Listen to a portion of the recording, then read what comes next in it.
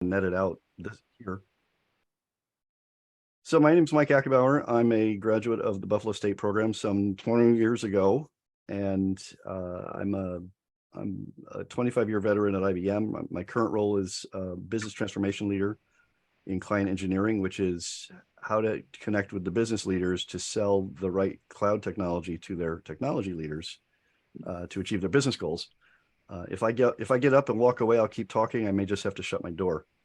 If you can join the mural, great. If you can't or it doesn't work, don't worry. This is being recorded. You can follow along while I share my screen. I will not be able to help you troubleshoot as we go. What I want to talk about today is social styles. It's a part of my dissertation in correlation to foresight preferences, and I'll show you the overlap of where the two correlate, and they do. How to read the room to promote effective collaboration. I think this ties really well with Dr. Ronnie's talk. I have a couple of shameless promotions over here. I did a 25 episode podcast last year on what is creativity with a colleague of mine from IBM, who's a Lego serious play facilitator. And the answer is we couldn't define it. There were too many ways to define it. How about that? And then I just did a TED talk on how rock balancing relates to teamwork. And it's also very timely to Dr. Ronnie and Dr. Pringle's talks that we've seen. So you're welcome to go take a look at them and love your feedback. What we're going to do today is go through. Mike, if you could just take one breath. Folks, I'm still reposting as new people come in. I'll keep reposting the mural. If you can join, great. If not, you can either come in anonymously if it'll let you, or set up an account. It's free. Let's talk about how social styles enhance or derail effective collaboration. Let's uncover some specific types of stress and tension that are helpful or toxic to group creativity. And then we'll talk about the creative behaviors rooted in our desire to approach challenges in specific and creative ways, i.e., where does foresight fit? A couple of basic assumptions, in fact, 4 of them, about human behavior. Number 1, humans develop relatively stable behavior patterns. That means if it works for us, we keep them. If they don't, we take on new ones. This is important when you say, but Mike, it depends on the context, and I will not go deep on that with you. I will say, refer to human behavior assumption number 1. Exactly. They're relatively stable. Number 2, humans form immediate impressions about others based on their verbal and nonverbal behavior. If you don't mind, I'm going to mute everybody. You know what? I have to. There. If you want to talk to me and we had a conversation, I don't mind. We're going to be time constrained, but do feel free to come off mute. I'll let you know if we can talk. Number 3, the way individuals behave toward one another is largely determined by their perceptions of each other. And that is, in fact, our stable behavior patterns, our honest signals that we give off. That's where people interpret our behavior. And the 2 most easily observable in the wild perceptual dimensions are assertiveness and responsiveness. So I'm going to show you how you can discover someone's or get a strong indicator of someone's creative preference based on their affective behavior in the wild. Are you ready? Good, I'm so glad. Okay, assertiveness is the first of the 2 dimensions of the social styles model, and it is all about how decisive people are and how ready people are to either make a decision or influence other people to make a decision. So characteristics of someone who is it's a continuum. If I could move these around effectively, how about we'll go there? Starting with people who are highly assertive, what you'll see here is they tend to be to make decisions quicker, have a faster pace, more confrontational, less deliberate, more risk-taking, probably less interpersonal initiative, probably speak faster or more quickly, and probably exert more pressure for decisions. Contrasting people who are assertive or low assertive, they speak more deliberately, they decide less quickly. The mirror image, if you will, slower pace, less pressure for decisions, less risk, less confrontational, probably more deliberate, probably more interpersonal in their initiative. If I look at this as a scale from high at the bottom to low at the top, yes, it's inverted, you'll see 4 quartiles. What that means is over more than 1 million people surveyed with the social styles instrument, chances are very good that 3 out of every 4 people you engage in collaboration will have a different level of assertiveness than you. I'm going to ask you to take one of these little people things down here, and you can make more if you like. If you just grab one of those, one of those little people things. Just place it somewhere along the continuum where you think you are. It's anonymous, more or less. We're not going to tell on you. We're not going to hold it against you. We're not going to label you, but we want to just get a flavor for a visual of what's the skew in the room, as it were. I would say whatever context you're placing yourself in that continuum on that scale, hold to that context in your mind for the rest of the conversation. Ideally, it'll be around, yeah, I can do that. You can turn it off too, by the way. Anybody can do hide cursors or turn off your own cursors, but I'll do none. There we go. Okay. Okay, so we have, and by the way, my absolute favorite tool in Mural is the facilitator laser pointer. It gets really old for followers though, but I love that. Okay, so a lot of you said I'm closer, more to the assertive side, but not all the way in. Somebody said I am absolutely assertive, and one person said I'm absolutely low assertive, not assertive. Okay, this is only important in terms of bringing some awareness to the room, and I love doing this in a physical room where I'll ask people to separate across the room from one end to the other and say, now, where do you see yourselves? And what does that distance mean to you? If I'm really slow pace and someone else up here is more confrontational and faster pace, how might that influence some of that interpersonal behavior or relationship? Kristen, please do let me know if there's anything coming up in the chat for questions. You are welcome to come off mute. We just may not be able to get into too deep of a conversation. But just take a look at that. So a lot of people are saying, I tend to be closer to assertive, low on this, on the downside, than I am ask. Fine, okay. So that means you're probably more likely to make a decision on your own or influence someone else to make a decision in regard to what you're working on together, interacting on. So these people right here are probably really upfront about what should happen. Nothing good or bad about that, nothing right or wrong. It's just how it is. But what I'll say to you is that there's just going to be an organic form of tension in here between anybody on one end and anybody on the other end, because there is such a dramatic or distinct level of difference in deliberation, pace, confrontation, risk-taking from one end to the other. Questions so far? No, good. Okay, here's some more, number 9 on the outline. There's some more characteristics that you can take a look at in your own time. I'm going to leave this mural open for everybody to review and look at later. And there's a lot of goodies in here that I won't get into today, but you can come back and borrow or just download this as a PDF. Feel free. The second dimension that we see in the wild that really speaks to our human, our behaviors is responsiveness. And it is the degree to which we bring our emotions or feelings into interpersonal relationship and therefore collaboration. It's characterized by highly emotive versus controlled emotive, or controlled responsive. I don't like this new feature. Izzy, you said that you are a beta tester. I don't like that when I open up one of these items that it prompts me to go over there. So if you're talking to the developers, I'd love to complain to them, or maybe it's the new mural design. I'm still struggling with. That's just me, and I'm ranting. Don't worry, I won't get into that anymore.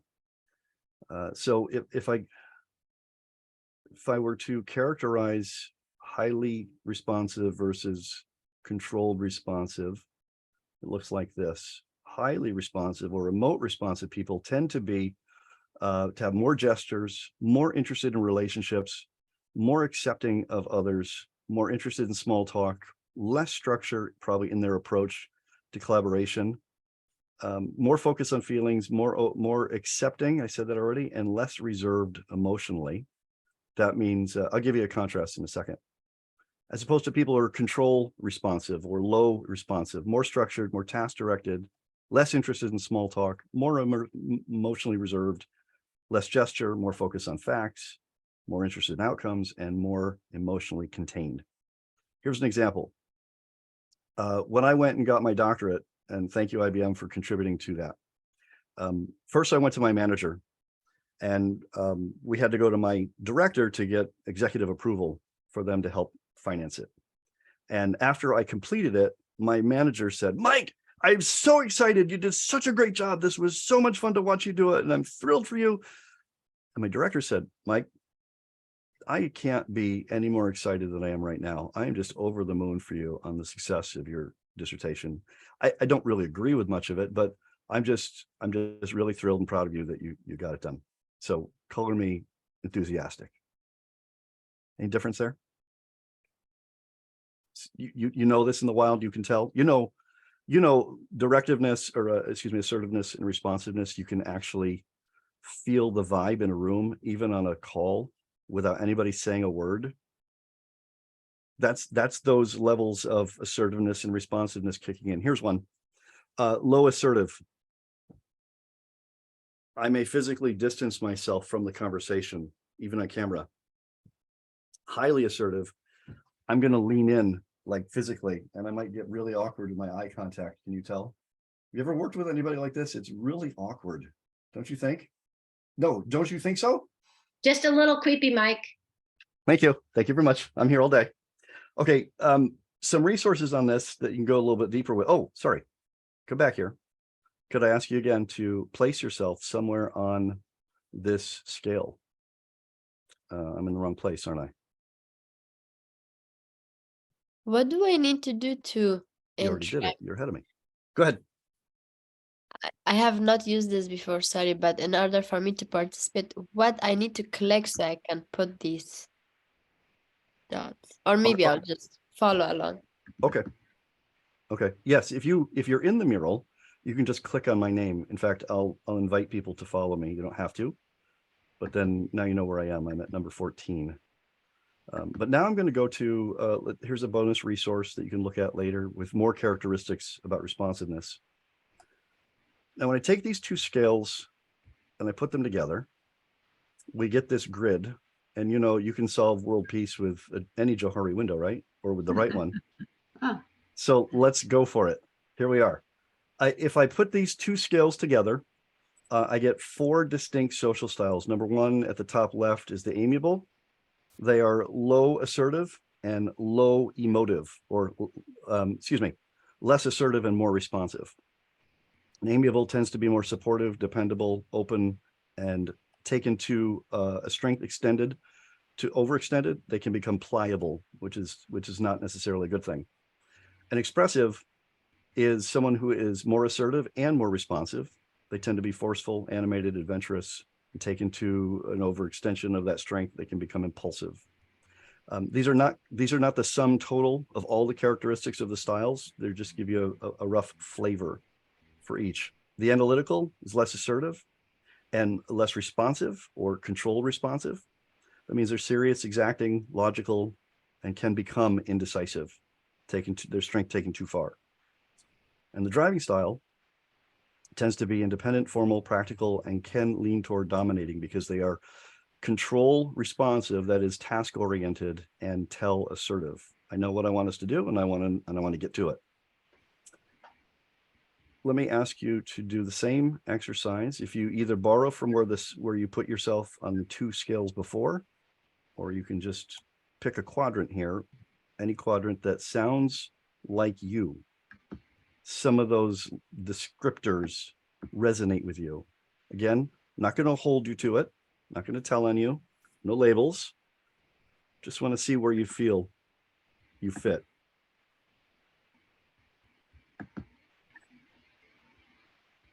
Mike? Yes, sir. To be honest, I find myself in certain situations in opposite quadrant. Okay.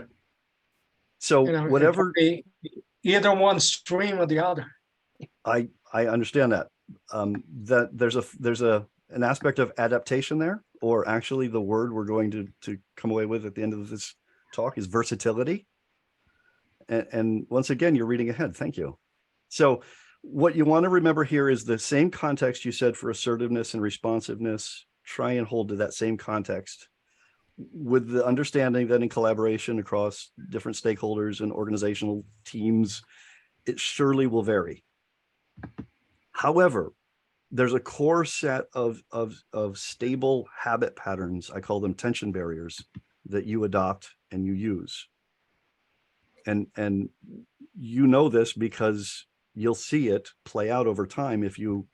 Now it's ironic that we're self-assessing some characteristic about ourselves that other people can interpret better than we can. It was highly ironic that I used a self-rater version of this assessment to say, how do you give off signals that you aren't even aware of? But I get it. It can vary, and yet they're fairly stable over time. And we'll get to that a little bit at the end when we bring in foresight. Is that helpful? Does that mean you're not sure where to place yourself? I get that. I understand. Okay. I could get it, but like I said, it depends on the situation. Sure. Absolutely. And that goes back to, okay, just now I'm opening the door for us all to be reflective about, well, what characteristics of assertiveness and responsiveness seem to be common across most of my interactions, or better yet, when I'm under stress and I can't manage it. That's the real telltale sign. So let's go there. Let's talk about the tension points. Any reflections, by the way, I'm sorry, before we do that. Reflections, insights, questions, aha moments. I'll give you a little. I find it interesting that you keep tying to the foresight model, but in a different approach to it. Sure. The implications of my study say that if I can interpret your social style patterns over time, I can probably track those to or find some root in your creative preferences. And I will prove that. We did correlate it. Okay, but hearing noise outside of my room, or is it just me? No. Okay, good. Whew. I think it's very interesting for me. I feel like I can fit into any of the boxes, depend on which group dynamic I'm working with, Yes. whether personal or professional. I tend Yes. to be always the one who will find the ones that's missing and then go for it. I'd love to hear after we're done here if you know your foresight preferences, but don't tell me now. I have a suspicion / hypothesis of why that is. But let's see. Let's continue. The theme here being today, how to read the room. Well, now I've got a pretty good indicator visually. Again, if you do this in a physical room, it's a lot of fun to put people in different corners of the room based on where they say assertiveness and responsiveness fits them. And what you see is a pretty good distribution on the left and right sides of the lower half of the model, meaning most everybody in here tends to be more levels of tell assertive. You tend to be more assertive than not. And distribution skews a little more towards responsive than not. I'll also tell you, based on my sample, my couple hundred people that did the two assessments for me for my dissertation, this is not surprising for this community, not at all. And we'll come to that. But look at this, look at the distribution here of, okay, if most of you are on the more assertive side, you've got one lone brave person saying they are very much not assertive and not responsive. So how do you think these two quadrants might play, or this whole half might play with this analytical? How might you anticipate some form of stress or tension for this lone brave analytical person up here? I say brave because he or she actually was willing to admit it in a crowd. I'm the one, but no, you're not. Stop it. Yes, I am. I'm analytical on a lot of occasions, but I move to expressive very quickly. Okay. Now that's a special And feat. Pedro is modeling very well. He is. We're going to Okay, have to do a deeper dive. One more topic, and then it's the chat, my friend. One more topic, and it's the chat. Okay. So let's talk about it from a tension convention perspective. Different set of characteristics here, but also related to each of those four styles and those levels of assertiveness and responsiveness. And just for kicks, sorry if you're following me on the screen and you're not in Mural, just a second. So let's just have fun with this notion. And I'll drop those things here. They're not exactly in the right place, but you kind of get it. I think it was more like there, right? Something like that. Okay. Mhm. Okay. So how communicative we are, what levels of warmth we have, cooperability and approachability, even though these are not one-to-one across. I didn't get the descriptors all aligned. What you'll see is there are some very distinct differences between quadrants, and there's really distinct differences between horizontally and vertically, and there's really distinct differences diagonally. What happens when these, I've got a better one below, but let me break down what happens when tension, the levels of stress and tension we encounter in interpersonal relationship and collaboration, when they're beyond what our tension barriers can manage, are relatively stable behavior patterns. What happens when they become unstable? Because the pressure of interaction is too great, we will adopt a backup behavior. This is similar to Daniel Goleman's term emotional hijacking. Okay, this is what happens when our strengths become overextended and we can no longer manage the stress in our normal ways. Amiables will acquiesce. They will shut down. They will stop contributing to avoid the stress and tension, or to relieve that tension. In an amiable styles world, what they'll do is, the motivation there is to preserve the relationship. The expressive will take criticism that's too sharp personally, and so they will respond in kind and they will attack. Yep.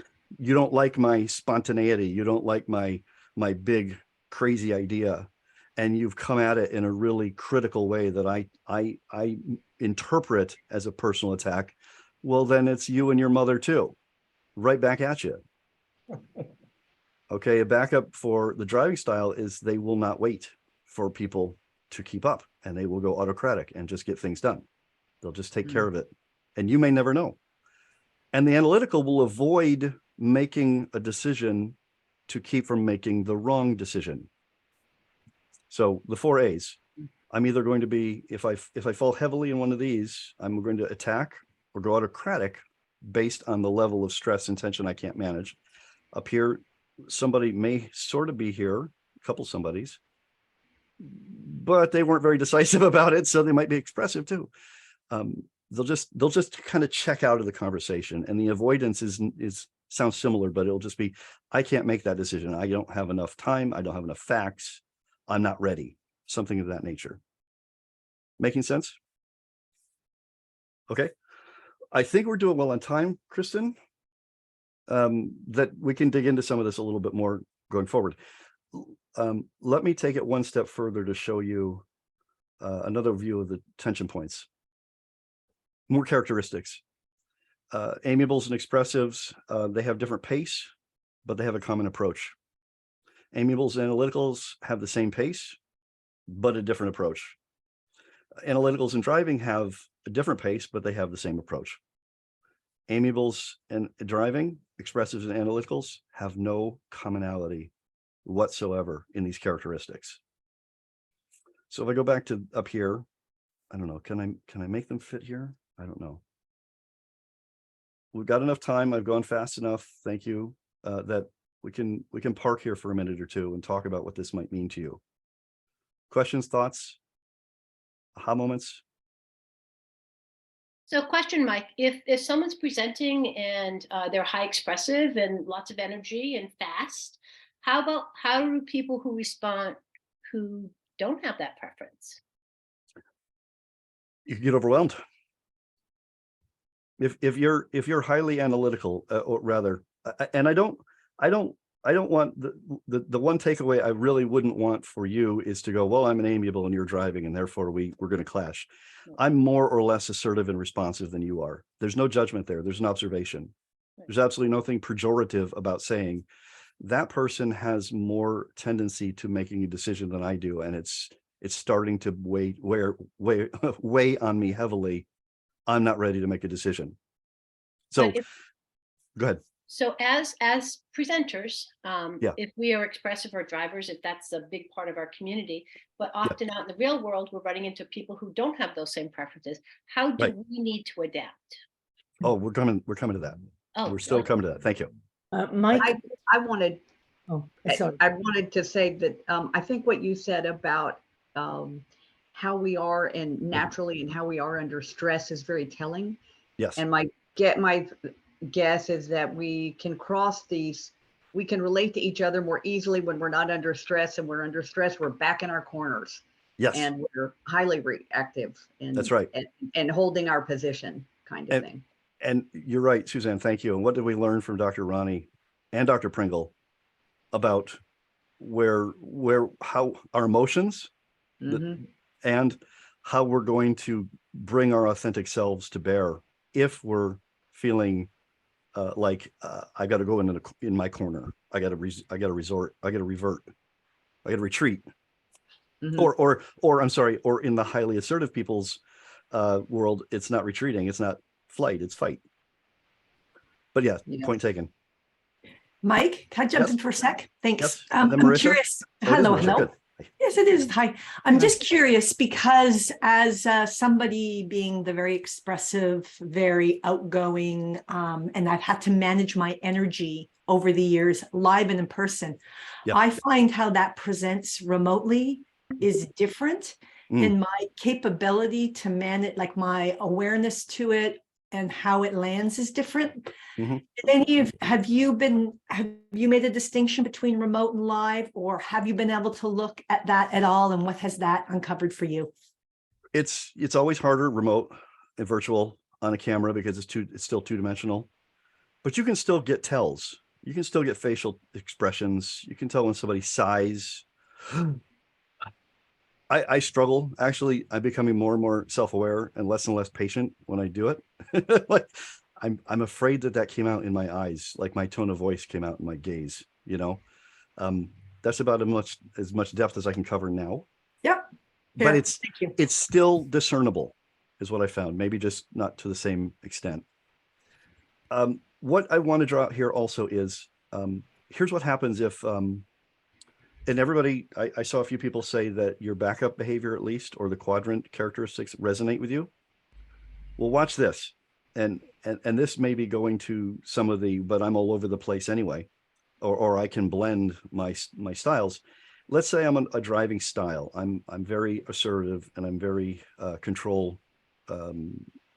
what's the word? Responsive. I'm task oriented and I'm assertive. What happens if I go autocratic and it's just not getting better? I will go vertical, diagonal, and vertical in an N formation. In the literature, it's a Z formation, but I did this for a different reason. It was a hypothesis that sort of came out in the loop conversation yesterday. Hint, there's some color coding that matters here. So what'll happen is you pick your quadrant of backup behavior and then go vertical and diagonal in that. And you'll see that the spiral will continue if things don't get better. And so it goes from being combative to confrontational to toxic very quickly if the thing keeps spinning in N formation. So wherever you start, it's going to go from there to there to there to there or whatever. And now, to your context, think about times where you've been in a situation where like it's not getting better. And then you get to a place where I just can't work with that person. And don't you even make me talk to them, right? You've got a serious intervention problem right there on your hands. If you're at a place where I can't even, make eye contact, that's my suspicion is it's because these things are just keep spiraling. Mm-hmm.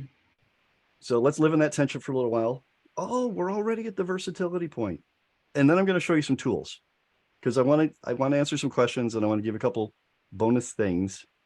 And then I'm going to just open up all of it for you to say, to kind of take it on. I went quicker than I thought, but here's the point, and you were all looking at it already, was we're trying to be versatile here. If I know, again, let's see if I can drop all these little guys here and if I can make them fit. It's kind of like this. Yeah. And let's change the color if I can. I can. Yes, I can. Let's make them all really, I don't want to make a, ew. All right. Give me a color, purple. Okay, kind of stand out. Okay. Here's the point of knowing all this, because if I can, and I'm so glad you asked, if I can get a reasonable sense of our deltas in assertiveness and responsiveness, and I recognize that, man, we're way far apart, or we've gone to our corners. What's the job of the person who has the insight, or the role of the leader in the moment, because they see more in the context than another person does? This is a servant leadership conversation. It's a platinum rule in foresight terms. It's do unto others as would be best for them. What would be best for me as an expressive, highly expressive person dealing with a highly analytical person? Somewhere in here, I have to take the responsibility first of not being right, but of speaking that person's cognitive or affective language. How do I lessen the gaps that we have between us emotionally, affectively? So I need to build a bridge. I need to build a relational bridge from where I am to where that person is. Could be any number of ways. We could maybe call up one or two scenarios here, but I will show you some tools on how to help with that. Starting with, where does the foresight creative preference notion fit into this? I'll take a breath. Thoughts or questions?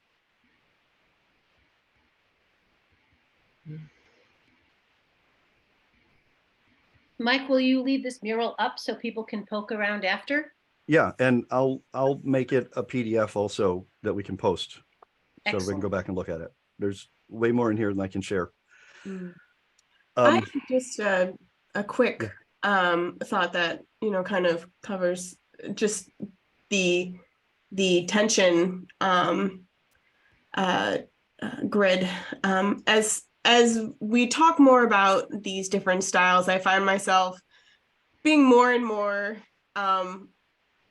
likely to be amiable in style. I was kind of on the fence because I can definitely get expressive if I feel like I really know what I'm talking about, and you know, I can like that's kind of where I'll end up. But I definitely find myself as someone who focuses a lot on relationships. And I think that one of the things specifically from a tension standpoint of this kind of like checkout process, I think that you know, like when you're in that tension, it almost feels like for this style that it's almost like a personal failure to have tension. So I think something that can be maybe a strengthening opportunity for that style that might help myself would be to realize that it's not a personal failure of like, or like a relational failure, but more of someone who understanding that diagonal quadrant, if you're dealing with someone who's very driving and, you know, wanting to make these decisions super quickly, that what like there is something that I have that they do not, and leveraging those strengths in those situations, I think is particularly necessary when you find that it's a leadership skill. Yeah. We're really talking, thank you, Sherilyn. We're talking about, all we're talking about here is self-awareness and empathy. And then overlaying on top of that, where do our creative preferences fit? And now how do we bring them together in this beautiful stew? And no, it's not a failure necessarily of the people. It can be a failure of the team construct. Have we defined shared understanding of doing the right work? Have we defined shared understanding of doing the work right? And have we defined a shared understanding of doing the work well? That's a combination of effectiveness, efficiency, and engagement. If I don't have all three, I'm going to have wrong kinds of or bad kinds of tension or leading to negative conflict. And shared understanding is a moving target. So you have to revisit this religiously, zealously, like a totalitarian view of we must reflect or else. And it's always going to happen. We're always going to have tension between us just by nature of who we are. What do we do with it? I'm so glad you asked. Well, foresight can really help here. And here's where we found the correlations. Anybody want to guess, by the way? I'm going to borrow these. Color coded, so it's pretty easy. It's somewhat easy. I did hypothesize that I hypothesized the 4 preferences against the 2 scales, not against the 4 quadrants. But this one was not true. Amiable is not a clarifier. But these 3, they have some merit. So let's take a look. Foresight correlations. Here's the integrated look. The analytical style actually lines up with clarification preference on both the assertive scale and the responsive scale. So you might be okay saying, if I'm a clarifier, therefore, or I see analytical style coming out, chances are very, very good I'm dealing with a clarifier preference. It's a little bit less certain, but also pretty solid to say, if I'm dealing with someone who's task oriented and questionable in their decisiveness, probably a developer style preference. If I'm dealing with somebody who's highly teleassertive, it could be an expressive, but it absolutely, or an ideator, but it absolutely will likely be an implementer. And that was the highest correlation score, was implementers in the driving style, and the assertiveness scale. And expressives tend to be more relational. There is no correlation to assertiveness. But what I found is really good. This is the combination I found most common. And by the way, it also in the results, a combination of either expressive or driving, and therefore high combination of ideator and implementer in the study. So if I'm dealing with somebody who's very, very tel-oriented, I'm probably dealing with somebody with high implementation preference. And if they're expressive in it too, then probably an ideator or a driver preference combination from Foresight. The language gets crazy because, oh, look, when you add clarifier and developer as a set of preferences, Foresight calls it an analyst. So all we did was throw some people together and put numbers to it, but qualitatively this was jumping off the page. Bonus insight. This is what we didn't hypothesize because we didn't know this richness of subscale was available in the social style instrument. But take a moment. We're closing up, coming short on time, and again, I'm going to open all this up for you. Also aligns with clarifier and ideator being divergent preferences and development implementation being convergent. Absolutely. The left-hand side is divergent and the right-hand side is convergent, much like the loop from yesterday. If you didn't see it, I'll show you a bonus thing it didn't show yesterday. This is what stood out to me. Clarifiers have a negative relationship with being directive. Implementers have a positive relationship. That's not shocking. What was very interesting to me is ideators have a high correlation with innovation, but in the definition of the assessment, it's propensity for creative ideas. Developers, though, have a high positive relationship with innovation also. So this is interesting. The clarifier preference seeks to find the right problem to solve. The developer seeks to find the right way to solve it. That implies some empathy toward whomever is experiencing the problem space. The other one that really stood out is implementers have a negative relationship with active listening, and that relates to clarification in their definition. So there's like this just common tension or latent hostility from an implementer perspective toward clarifying. This is really crazy stuff that we can't dig into today. One last one. There's my whole dissertation study in another mural that I did last year at CEE. Laura has a hand up with a question. Laura, hit me. Yeah, the question is, okay, I have my phone. It's a comment and a question. So this might explain why I never found myself in the clarifier with description of Foresight. I am a clarifier, I am very expressive. Yeah. I am completely the opposite of what the analytical is in the social style. Yeah. Clarifier and digital in foresight, and it's true to my style. And I never find myself, and every time I was like, kind of fighting sometimes with Sarah or Blair, I say, this clarifier description doesn't really fit me. I mean, serious, logical. I mean, a lot of stuff that were on that side, and when you have the slide of foresight and you talk all the organized, yes, something, but a lot of things on the emotional side were absolutely lacking for me. It was not, there was nothing that was resonating, the curiosity, the expression, the divergence, and the idea of going around. So it's an interesting insight for me to see how the things might correlate for some people, might not correlate for others. So. Sure. Yeah. The hardest, thank you, Laura. The hardest confirmation we have is clarifier will tend to have these social style characteristics. They relate. Everything else, the regression numbers were statistically significant, but they weren't massive. Like this was implementer was the highest with a 0.3. So it wasn't huge, but the tendencies are there just enough that it gives us a little bit of a fighting chance to adapt in the wild quickly.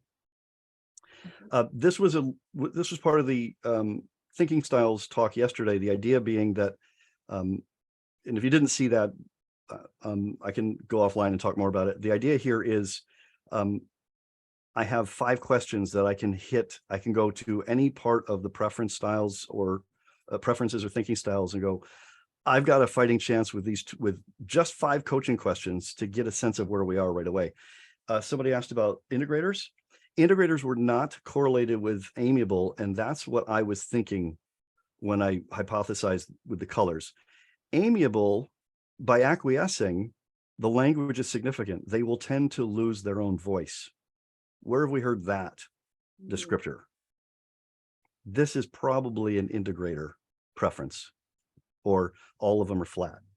But there was no way to hypothesize that or anticipate it when we did the study. So that would be, let's do more of that. Could I ask you to go down here if you're in the loop, if you're in the mural, I'd love to get some reflection. Just some quick, what stood out for you as an aha moment, something you want to remember. I'll be rude and I will summon you. For those of you who are here, if you just grab a sticky dot, add something. And for those not in the mural, you could just post it in the chat. To post it in here would be wonderful. Something you want to remember, some action you'll take, mostly the aha moments. While you're doing that, I'm going to make people's heads hurt a little bit and open everything else up. Okay. One of the things. It is now 1 o'clock, and if Mike's willing to hang out, the next session does start at 1:15. So just check in. Sorry, not sorry. I talk so fast. It's a which quadrant would you think I might fall in? Anybody? Extroversion. No, I'm an ambivert, but okay. No, I'm sorry. Let me give you Driver. which social style do you think I am?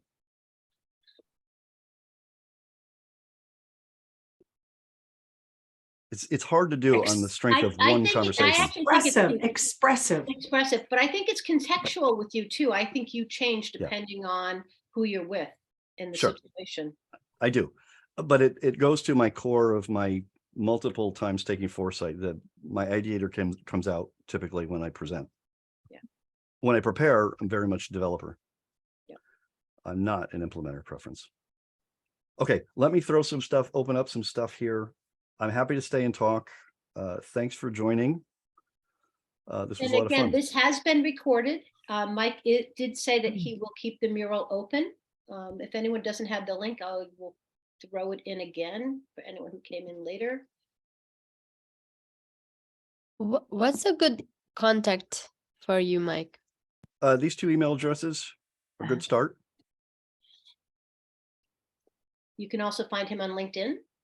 You can also find me on LinkedIn. Oops, everyone in the meeting here. I just posted a link in chat to my TEDx talk and the podcast. Next year, he'll be doing a rock balancing session virtually. Apparently, we'll figure out how to do that somehow. Yeah, but that is one of my creations, and that very much represents teamwork. And that TED Talk talks about how that happens. What category can be attributed to a person who organically moves from one style to another? Highly versatile, or an integrator preference. As a preference statement, not a style statement, that would be an integrator. There is also the case, which I believe is mine, where you have the first three very high and implementer a little lower.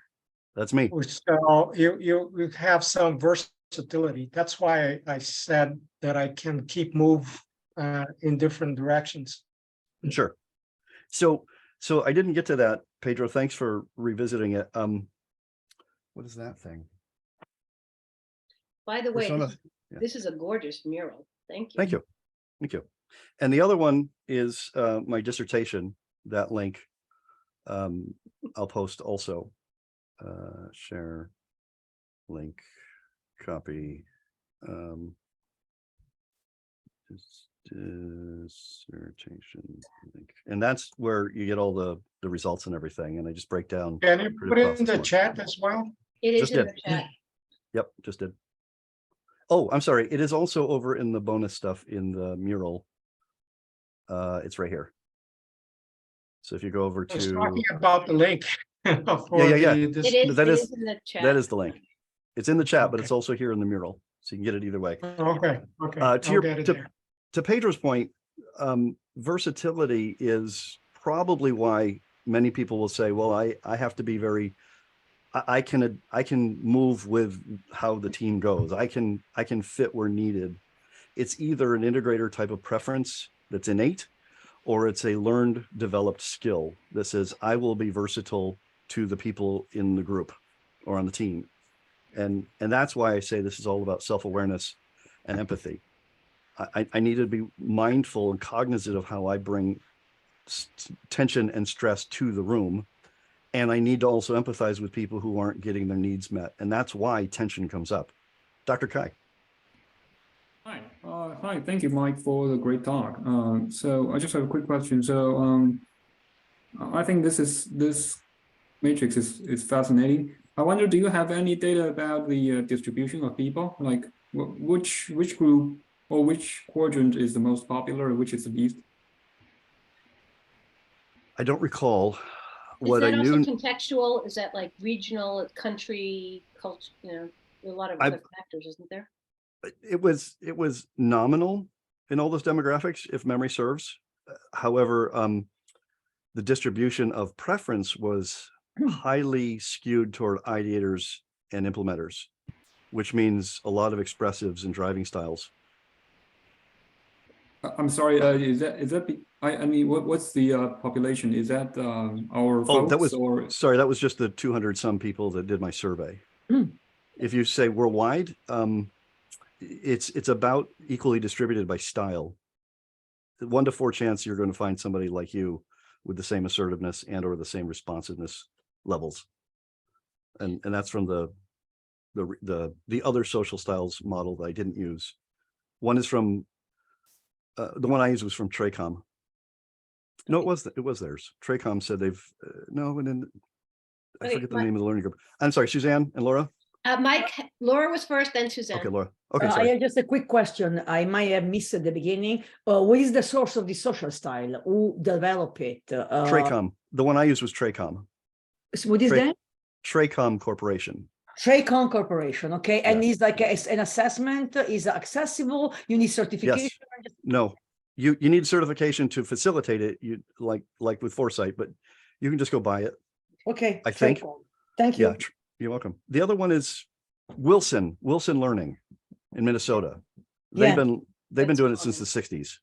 Yeah. Okay. Wilson and so Tracom, but the developer, is there like anybody who has developed that, like from a Tracom's the one who's got the most recent research on it and the most revised model. I can send you one of their older versions. I can post Alright. that somewhere. All right. Suzanne has a question. Pedro mentions that the link does not open. Which I'm not sure which was it? link that is. And Kyle now has a question. So So what I was in the last session, they talked about when the team breaks down, a CPS structure can bring that together. I Mhm. wondered if there was any applicability here when you see that people have retreated to their corners, if a structure like that can bring it together or prevent it from happening, or at that point is too late and something else must be done first. Preventatively and proactively, you need to have those three constructs of the team well developed, well designed, well defined, and rigorously pursuing it on a regular basis around continuous improvement. If you've got somebody who's toxic, you're likely going to have some to the extreme here. We're talking probably some sort of intervention, and generally by management. This isn't working for us, and we can't perform or function properly, much less in a functional way, because of it. Okay. Okay. Thank you. Anyone else? Kyle. Kyle. Yeah, thanks, Mike. This was awesome. Do you know if there's any research that shows correlation between national education systems and the style of the education system, like No. East Asia versus the United States, Western Europe, and how that would correlate with this? There were a couple of studies on social styles that broke it down by national geography, ethnicity, and still the distribution was not dramatically different. I'm going from memory here. It was 1 or 2 studies at most. However, a really good resource that relates qualitatively very nicely is from Erin Meyer, The Culture Map. It's a great book that when you go through her 8 dimensions of culture internationally, you see really interesting distributions across the 8, of which assertiveness and responsiveness show up in some of them. Right. So I haven't done any research on that, but if you overlaid Culture Map on social styles, it could be a very interesting set of insights. All right, I'll give that a read. Thank you. That's exactly what I was looking for. Cool, good. Okay, Mike, there's interest in your dissertation. The link does not appear to be working. Is there a better way that we can get this to folks? Well, I can certainly send you the link to the 130, 65-page paper. I'm trying to get you the mural right here. Yep. So you can just go ahead and see it visually. We could just do a follow-up on that. Yeah, let me try one more time. This is the Okay. invite link. If you could get into the last mural, you should be able to get into that mural. If not, email me. I'll put my If edu you don't mind, throw your email in the chat. in the That'd chat. be Great, thank you. Yeah. Brilliant. Anybody else? And of course, Pedro wants the dissertation because he will read it, by the way, and give you feedback. That would be fine. That would be fine. Where's my goodbye? There it is. Okay, so another session is starting in 5 minutes. You probably want to get a quick bio break, get a coffee or a glass of water. And thank you, Mike. Everyone, big round of applause. So generous with your time. And I think Thank you're going you. to be offering a deeper dive masterclass on this one of these days. Don't see why not. Yeah, great You topic. tell me when and where. Yeah, and also rock balancing. I could do that. I could absolutely do that. Let me stop sharing. So thanks. I can hang until we need this for another session. You're going to get kicked out in all of 3 minutes because I got to bolt to the next one too. Okay. I actually wanted to save the chat and I don't see the little 3 dots to do it. There should be 3 dots and one of the choices is opens up to save chat. At the very bottom, at the very bottom. Under the more? I think it's somehow something is covering it up. Maybe. Yeah, I'm not seeing it. You know what? Yeah. If someone, can you save the, if you can save the chat, Kristen. maybe we can I get- am saving the chat. I'm just double Okay, checking. great. Save chat. There you go. I just saved the chat. Okay, thanks. So we will also make that available. Okay, great, thanks. Thank you, Is the Suzanne. chat being saved on all of them? It should be, though, Okay. you know, when in doubt, that was in the facilitator tips, but, you know. Okay, well, I'm off. All right. Bye. Dr. Mike, Thank you all. Dr. Mike, I just want to say that I saw the TED Talk on rock balancing. I saw it twice. Good. Interesting. Thank you. Good Thanks very stuff. much. Yeah. Thank you. Thanks, Appreciate it. Samuel. Hi, Bonnie. Okay, Kristen, I just made PDFs of both murals. So we'll get, however we can get them to somebody somewhere. You're the best. Thank you. Whew. Well, I have to say, I would love to actually go through this was I shouldn't have volunteered to be the moderator, because this is the session I really wanted to go to. And of course, I missed most of it because I've been Yeah. But Well, I would love good thing to we circle recorded. back and talk, because this stuff is just like, God, it's, my whole life is about self-managing the extroversion and Sure, focus, sure. But And we didn't even get into like all of the research that talks about socio-communicative style and communications apprehension. There was a whole treasure trove of research. I want to study this I would in my free deliberately time. stop. Yeah, I deliberately stopped you this time, and it's like big mistake. I shouldn't have volunteered. I should have just come as a participant. But Well, thank you. But there's an opportunity for some deeper dives, and I'd love to circle back with you on, as an alumni who's poking her nose into everything now that I live in Buffalo. Yep. And I don't run SIPC and Mind Camp and all the other things. By the way, we're still recording. FYI. Thank you. Yep. Thanks, everybody. Bye. Bye. Bye.